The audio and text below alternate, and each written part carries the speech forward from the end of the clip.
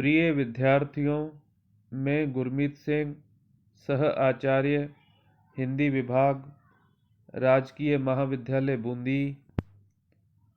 आज के मेरे ई व्याख्यान का विषय बीए प्रथम वर्ष हिंदी साहित्य प्रथम प्रश्न पत्र के अंतर्गत पाठ्य पुस्तक भक्ति काव्य में संकलित द्वितीय इकाई से संबंधित कवि गोस्वामी तुलसीदास से संबंधित है।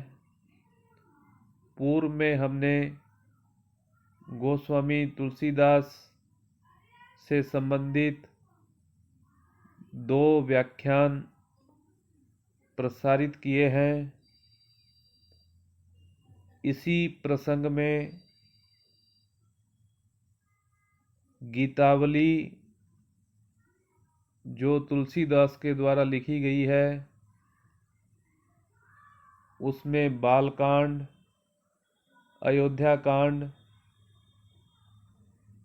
दोनों से संबंधित व्याख्याएं की जा चुकी हैं। आज गीतावली से ही संबंधित लंका कांड, जिसमें पद संख्या 21 है, उसकी व्याख्या करेंगे। फिर उसके बाद उनकी अन्य पुस्तक जो आपके पाठ्यक्रम में है, विनय पत्रिका, उससे संबंधित 2 पदों की आज व्याख्या करेंगे, अर्थात पद संख्या 22 एवं 23। तो सबसे पहले हम लंका कांड से संबंधित पद संख्या 21 इसका वाचन पहले करते हैं, फिर इसकी व्याख्या करेंगे। राग सोरठ में यह पद है। मेरो सब पुरुषार्थ थाको, विपति बटावन बंधु बाहु बिनु करो भरोसो काको। सुनो सुग्रीव साँचे हूँ, मोह पर फेर्यो बदन विधाता। ऐसे समय समर संकट हो, तजो लखन सो भ्राता। गिरी कानन जय शाखा मृग हो, पुनि अनुज संघाती। वह कहा विभीषण की गति, रही सोच भरी छाती। तुलसी सुनी प्रभु वचन, भालू कपि सकल विकल हिये हारे। जामवंत हनुमंत बोली, तब अवसर जानी प्रचारे। यह पद संख्या 21 जो कि गीतावली में लंका कांड से संबंधित है। प्रस्तुत पद गोस्वामी तुलसीदास द्वारा रचित गीतावली से है, जो कि आपके पाठ्य पुस्तक में संकलित है। राम रावण के युद्ध के दौरान मेघनाद के शक्ति प्रहार से लक्ष्मण मूर्छित हो गए। तब उन्हें गोद में लिटाकर राम विलाप करते हुए ये बातें कहने लगे। राम ने विलाप करते हुए जो कुछ कहा, यहाँ उसी का कवि के द्वारा वर्णन किया गया है। राम विलाप करते हुए कहते हैं कि लक्ष्मण के बिना मेरी तो शक्ति ही समाप्त हो गई है। मेरो सब पुरुषार्थ थाको यानी थक गया है। पुरुषार्थ शक्ति को कहते हैं। राम विलाप करते हुए कहते हैं कि लक्ष्मण ही मेरी शक्ति थे, वह आज मूर्छित है। ऐसा प्रतीत होता है कि मेरी शक्ति ही समाप्त हो गई है। मैं उसके बिना कुछ नहीं कर पाऊंगा। विपत्ति बटावन बंधु बाहु बिनु करो भरोसो काको। यह मेरी विपत्ति को बांटने वाला मेरी भुजा की तरह था, अर्थात हर विपत्ति में मेरा साथ देने वाला मेरा प्रिय अनुज लक्ष्मण आज संकट में है। वह मूर्छित है, तो मुझे ऐसा प्रतीत होता है कि मानो मेरी सारी शक्ति समाप्त हो गई है। मेरी विपत्ति को बांटने वाला मेरी भुजा की तरह था। विपत्ति बटावन बंधु बाहु बिनु करो भरोसो काको प्रश्नवाचक चिन्ह है। अब इसके बिना मैं किस पर विश्वास करूं कि मेरी विपत्ति बांट लेगा। उसके बाद श्री राम कहते हैं कि सुनु सुग्रीव साचेहूँ मोपर फेर्यो बदन विधाता। ऐसे समय समर संकट हो तजो लखन सो भ्राता। राम ने कहा कि हे सुग्रीव, सचमुच ही ब्रह्मा ने मेरी ओर से मुख मोड़ लिया है। वह मेरे विपरीत हो गया है। युद्ध के ऐसे संकट के समय में लक्ष्मण जैसा भाई खो चुका हूँ। यह बात विधाता के विमुख होने का ही प्रमाण है। गिरी कानन जह शाखा मृग हो पुनि अनुज संघाती। वह कहाँ विभीषण की गति रही सोच भरी छाती। बंदर तो पर्वतों पर तथा जंगल में चले जाएंगे, अर्थात वानर, उनको वहां आश्रय मिल जाएगा। मुझे भी लोग भाई का हत्यारा कह लेंगे, किंतु बेचारे विभीषण की क्या दशा होगी, यह सोच मेरे हृदय में निरंतर बना हुआ है। मेरे लिए यही बड़ी चिंता है, क्योंकि विभीषण मेरी शरण में आए थे और मेरा कर्तव्य है कि शरण में आए हुए की रक्षा करना। तो इनका भविष्य किस प्रकार का होगा, यह मेरे लिए अत्यंत चिंता का विषय है। तुलसी सुनी प्रभु वचन भालू कपि। सकल विकल हिये हारे। जामवंत हनुमंत बोली तब ओसर जानी प्रचारे। गोस्वामी तुलसीदास जी यहाँ पर वर्णन करते हैं कि प्रभु राम के ऐसे वचन सुनकर सभी रीछ, भालू, कपि, बंदरों को हार्दिक दुख हुआ।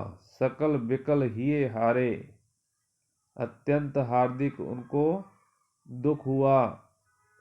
तब जामवंत ने हनुमान को बुलाकर उनसे अवसर के अनुकूल बातें कहीं। जामवंत सबसे वरिष्ठ थे और ज्ञानी थे, इसलिए उन्होंने उस समय हनुमान को बुलाकर उनसे अवसर के अनुकूल जो बातें कहनी चाहिए थी वह कही।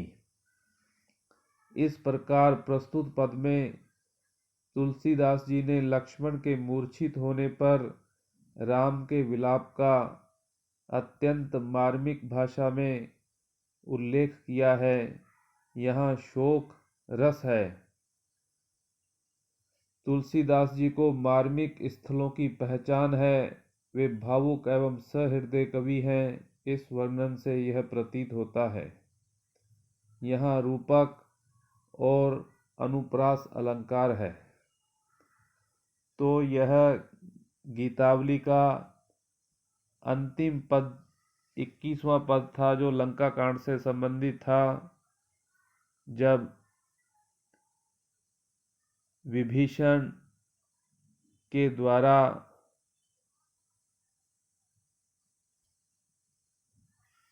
श्री राम की शरण में आना और मेघनाद के द्वारा लक्ष्मण पर शक्ति प्रहार करना, दोनों दोनों घटनाएं एक साथ होती हैं तो उस समय श्री राम किस प्रकार से चिंतित हो जाते हैं कि ऐसे संकट के समय मैं क्या करूं, मेरा कौन साथ देगा। मेरा प्रिय भाई अनुज जो हमेशा मेरे हर संकट में हमेशा मेरे साथ खड़ा रहता था, आज वह मूर्छित है। इस प्रकार यह लंका कांड से संबंधित अंतिम पद था। उसके बाद उनकी अन्य पुस्तक गोस्वामी तुलसीदास की विनय पत्रिका से संबंधित 22वां पद है, जिसका हम पहले वाचन करेंगे, फिर उसकी व्याख्या करेंगे। जैसा कि नाम से ही स्पष्ट है, विनय पत्रिका, कई आलोचकों ने विनय पत्रिका को भक्तों के कंठों का हार कहा है। अर्थात इसमें निवेदन है, विनय है, भक्ति है, आत्मसमर्पण है, एक निष्ठ समर्पण है गोस्वामी तुलसीदास का अपने प्रभु श्री राम के प्रति। उनकी आराधना की है उन्होंने, इसलिए यह आपकी पाठ्य पुस्तक में संकलित है विनय पत्रिका, जिसमें पद संख्या 22 जिसका हम अध्ययन करेंगे। पहले हम इसका वाचन करते हैं, फिर इसकी व्याख्या करेंगे। अब लो नसानी अब न नसे हो, राम कृपा भव निशा सिरानी, जागे फिर न डसे हो। पायो नाम चारु चिंतामणि, उर कर ते न खसे हो। श्याम रूप सुचि रुचिर कसोटी, चित कंचन ही कसे हो। परबस जानी हस्यो इन इंद्रिन, निज बस है न हसे हो। मन मधुकर पन कर तुलसी, रघुपति पद कमल बसे हो। 22वां पद जो विनय पत्रिका से संबंधित है। प्रस्तुत पद तुलसीदास की विनय पत्रिका से अवतरित, जिसमें गोस्वामी तुलसीदास जी ने अब तक के अपने जीवन के नष्ट या व्यतीत होने के बारे में पश्चाताप किया है। आगे वे अपने जीवन को सांसारिकता में लिप्त रहकर बर्बाद न करने की बात कह रहे हैं। अब लो नसानी अब न नशे हो। लो कहते हैं तक। अब तक तुलसीदास जी को लगा कि मेरा अब तक का जीवन व्यर्थ ही बर्बाद हुआ। अब लो नसानी नष्ट होता रहा, अब न नशे हो। वे कहते हैं कि जो बीत गया वह तो बीत गया, किंतु अब मैं अपने शेष जीवन को इसी प्रकार नष्ट नहीं करूँगा। अब लो नसानी अब न नशे हो। राम कृपा भव निशा सिरानी, जागे फिर न डसे हो। भाव यह है कि अब तक मैं सांसारिक माया मोह में डूबा रहा और इस प्रकार कीमती मेरा जीवन व्यर्थ बर्बाद हो गया। वे कहते हैं कि राम की कृपा से, राम कृपा भव निशा सिरानी, मेरी भव निशा सांसारिकता में लिप्त रहने की स्थिति अब नहीं रह गई है। जागे फिर न डसे हो, इसलिए आगे मैं सावधान रहूँगा और रात्रि में सोने के लिए बिस्तर नहीं बिछाऊँगा। मतलब फिर से सांसारिक मायाजाल में नहीं फंसूँगा, क्योंकि मैं एक बार चैतन्य हो गया हूँ, जागृत हो गया हूँ। पायो नाम चारु चिंतामणि, उर करते न खसे हों। अब मुझे राम नाम रूपी सुंदर चिंतामणि प्राप्त हो गई है, जिसे अपने हाथ से खिसकने नहीं दूंगा। पायो नाम चारु चिंतामणि, उर कर, उर यानी हृदय, कर यानी हाथ से, न खसे हो, अब मैं उसको खिसकने नहीं दूंगा। भाव यह है कि राम नाम की चिंतामणि का महत्व मुझे ज्ञात हो गया है, जिसे मैं अपने हृदय से कभी अलग नहीं करूँगा। श्याम रूप सुचि रुचिर कसोटी चित कंचनहि कस्यों। राम का जो श्याम पवित्र और सुंदर स्वरूप है वह मेरी दृष्टि में कसोटी है। उस पर मैं अपनी चित्त रूपी सोने की परख करूँगा। चित्त कंचनहि कस्यों, उस पर मैं अपनी चित्त रूपी सोने की परख करूँगा। मैं देखूँगा कि मेरा हृदय नाम के स्वरूप को किस प्रकार अपना पाता है। पर बस जानी हस्यो इन इंद्रिन, निज बस वह न हंसे हों। तुलसीदास जी कहते हैं कि अब तक मैं अपने मन के अधीन रहा, पर बस तथा इन मेरी इंद्रियों के व्यवहार के कारण मैं हंसी का पात्र बना रहा। अब मैं स्ववश अपने अधीन रहूँगा, मन के और इंद्रियों के अधीन नहीं रहूँगा और हंसी का पात्र नहीं बनूँगा। निज बस वह न हंसे हों। अब मेरा रूप मन रूपी भंवरा प्रण करके राम के मन मधुकर भंवरे को कहते हैं। मेरा जो मन रूपी भंवरा है प्रण करके राम के चरण कमलों में ही वास करेगा। मन मधुकर पन कर तुलसी रघुपति पद कमल बसे हों। श्री राम के चरण रूपी कमलों में ही निवास करेगा। भाव यह है कि मैं मन को संसार की ओर नहीं जाने दूंगा, उसे राम के चरणों की भक्ति करने में ही लगाऊंगा। यहाँ प्रस्तुत पद में कई भाव व्यक्त हुए हैं। विरक्ति भाव जागने पर किए हुए पर पश्चाताप व्यक्त किया गया है। भविष्य के लिए दृढ़ निश्चय किया गया है। ईश्वर कृपा के प्रति आभार व्यक्त किया गया है। भक्ति रस का वर्णन हुआ है। भाषा विनय पत्रिका की ब्रज भाषा है। पद छंद है। भाषा में रूपक और अंत्यानुप्रास अलंकार है। पद मैत्री है। भाषा में माधुर्य गुण है और चित्रात्मकता की विशेषता देखने को सहज में ही मिल जाती है। इसके बाद आज के व्याख्यान का अंतिम पद 23वां पद, वह भी विनय पत्रिका से ही संबंधित है, जिसका पहले हम वाचन करेंगे, फिर उसकी व्याख्या करेंगे। ऐसो को उदार जग माही, बिनु सेवा जो द्रवे दीन पर राम सरिस को नाही। जो गति जोग विराग जतन करी, नहीं पावत मुनि ज्ञानी। सो गति देत गीध सबरी, कह प्रभु न बहुत जिए जानी। जो संपत्ति 10 शीस अर्प करी, रावण शिव पह लीनी। सो संपदा विभीषण कह, अति सकुच सहित हरि दीन्ही।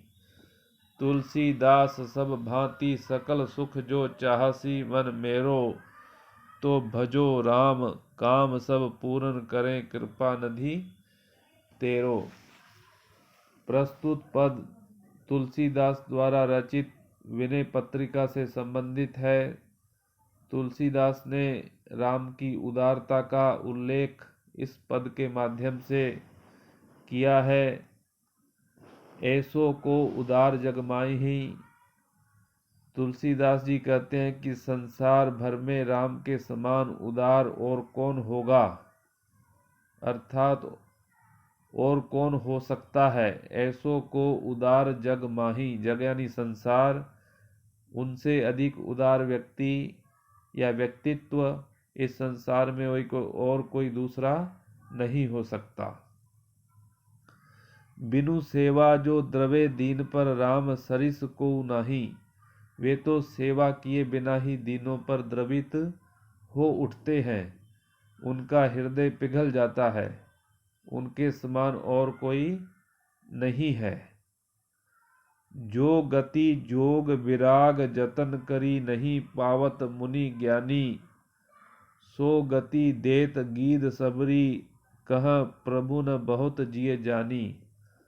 जो दशा जो लाभ योग साधना करने वैराग्य धारण करने बहुत प्रयत्न करने पर भी मुनि और ज्ञानी नहीं प्राप्त कर पाते, वह दशा राम ने गिद्धराज जटायु और शबरी को प्रदान कर दी। फिर भी अपनी उस कृपा को उन्होंने बड़ी कृपा नहीं माना। जो संपत्ति 10 शीस अर्प करी रावण शिव पह लीनी। सो संपदा विभीषण कह अति सकुच सहित हरि दीनी। जो संपत्ति रावण ने अपने 10 सिर अर्पित करके शिव से प्राप्त की थी, अर्थात शिव की आराधना करके जिस रावण ने उस संपत्ति को लिया था, वह संपत्ति राम ने विभीषण को संकोच पूर्वक दे दी। राम ने यह नहीं माना कि मैंने विभीषण को कोई बड़ी संपत्ति दी है। इस प्रकार अंतिम 2 पंक्तियों में तुलसीदास कहते हैं, तुलसीदास सब भांति सकल सुख जो चाहसी मन मेरो। तो भजो राम काम सब पूरन करें कृपा निधि तेरो।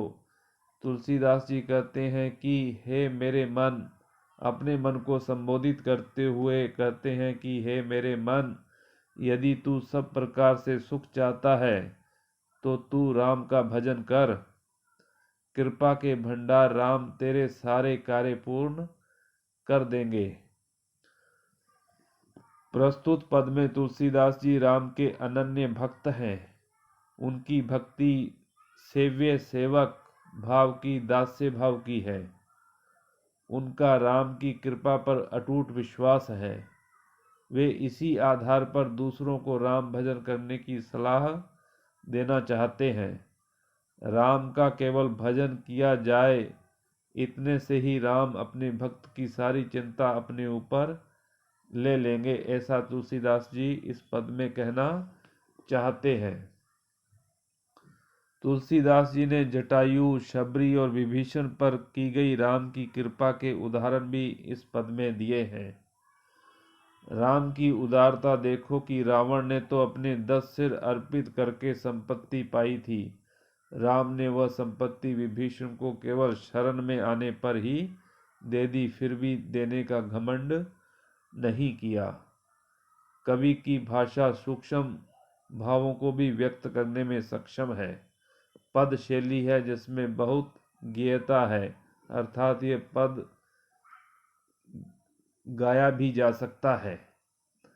इस प्रकार आज हमने एक पद गीतावली से संबंधित, लंका कांड से संबंधित और 2 पद विनय पत्रिका से संबंधित, अर्थात कुल 3 पदों की व्याख्या की है। इस प्रकार आज का व्याख्यान यहीं समाप्त होता है। अगला व्याख्यान अगले वीडियो में प्रसारित किया जाएगा।